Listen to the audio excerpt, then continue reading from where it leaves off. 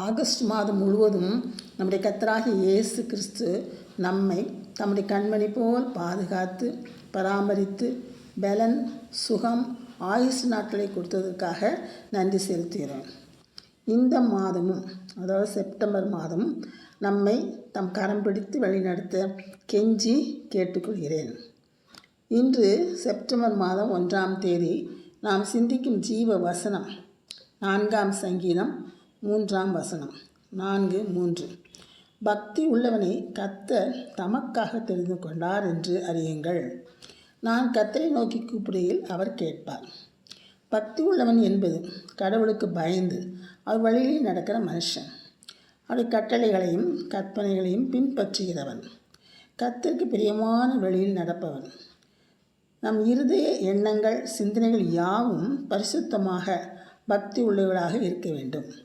நாம் நல்லொழுக்கத்தோடும் அமைதியுள்ள மனதோடும் ஜீவனம் பண்ண வேண்டும். நாம் பயத்தோடும் பக்தியோடும் தேவனுக்கு பிரியமாய் தேவனை தேட வேண்டும்.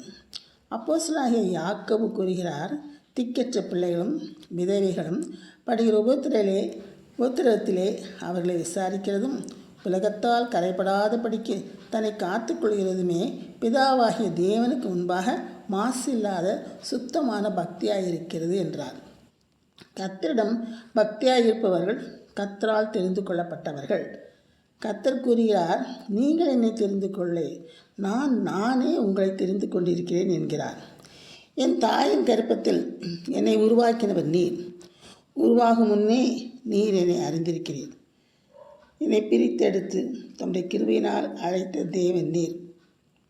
அப்பொழுதிலிருந்தே கர்த்தருக்கு பயந்து கீழ்ப்படிந்து மற்றவர்களுக்கு நன்மை செய்து கர்த்தருடைய செய்கைகளை பின்பற்றி அவை சாயலாக மாறி பரிசுத்தமாக வாழ்வதே கர்த்தருக்கு ஏற்ற பக்தியாகும். நோவா, ஆபிரகாம், தானியேல், தாவீது போன்றவர்கள் பக்தி உள்ளவர்கள்.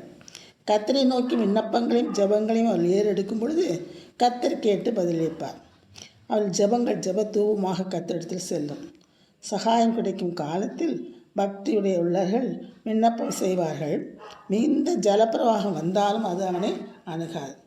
ஆகவேதான் தாவீதும் நான் கர்த்தரை நோக்கி கூப்பிடுகையில் அவர் கேட்பார் என்று இங்கு கூறியிருக்கிறார். ஜெபம்.